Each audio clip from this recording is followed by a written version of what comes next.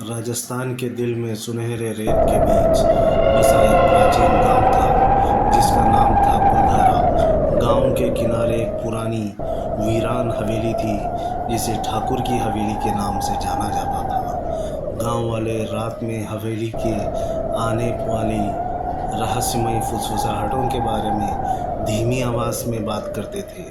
कोई भी वहां जाने की हिम्मत नहीं करता था सिवाय एक जिज्ञासु युवती मीरा नाम की। मीरा हमेशा से अलौकिक चीज़ों से मोहित थी। एक तूफ़ानी शाम अपनी असीम जिज्ञासा से प्रेरित होकर उसने हवेली का अन्वेषण करने का निर्णय लिया।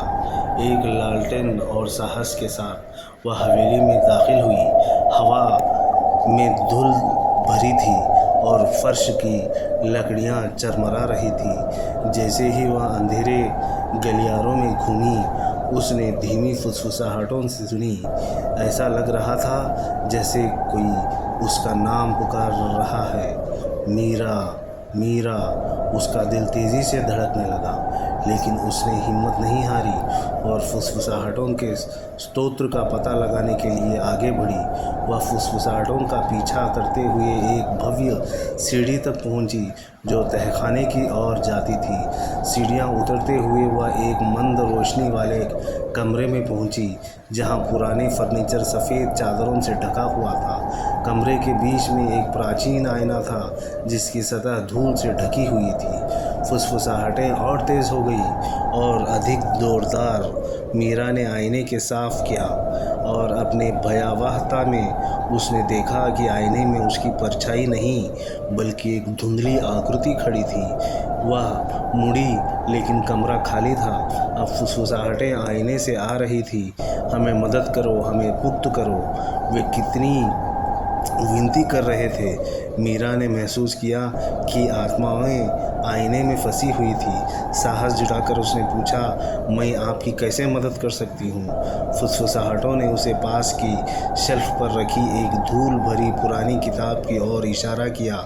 वह किताब हवेली के पीछे मालिक ठाकुर विक्रम सिंह की थी। किताब में लिखा था कि विक्रम ने काले जादू का सहारा लिया था और अपने पीड़ितों की आत्माओं को आईने में कैद कर लिया था ताकि वह अमर हो सके। मीरा को पता था कि उसे इस शाप को तोड़ना होगा। किताब में एक अनुष्ठान के उल्लेख था जिससे आत्माओं को मुक्त किया जा सकता था। उसने आवश्यक वस्त्रों को इकट्ठा किया, एक दिया, एक चांदी और खंजर और गंगाजल की एक शीशी। जैसे ही उसने अनुष्ठान किया फुसफुसाहटें और तेज़ हो रही थी, लगभग बहरा करने वाली। आईने दरकने लगे और कमरे में एक तेज़ रोशनी भर गई। फंसी हुई आत्माएं आखिरकार मुक्त हो गई और धुंधली आकृति मीरा के सामने प्रकट हुई। अब एक शांत आत्मा के रूप में। धन्यवाद, उसने फुसफुसाते हुए कहा और गायब हो गई। मीरा हवेली से बाहर निकली। फुसफुसाहटें अब शांत हो गई थी। गांव वालों ने बदलाव महसूस किया। हवेली के आसपास की हवा हल्की हो गई थी और दमनकारी आभा गायब हो गई थी। मीरा ने न केवल फंसी हुई आत्माओं को मुक्त किया था बल्कि कुलधारा पर लगे शाप को भी हटा दिया था। लेकिन जब वह जा रही थी उसे ऐसा लगा जैसे कोई उसे देख रहा है। उसने आखिरी बार हवेली की ओर देखा और खिड़की में एक धुंधली आकृति को देखा जो उसे जाते हुए देख रही थी।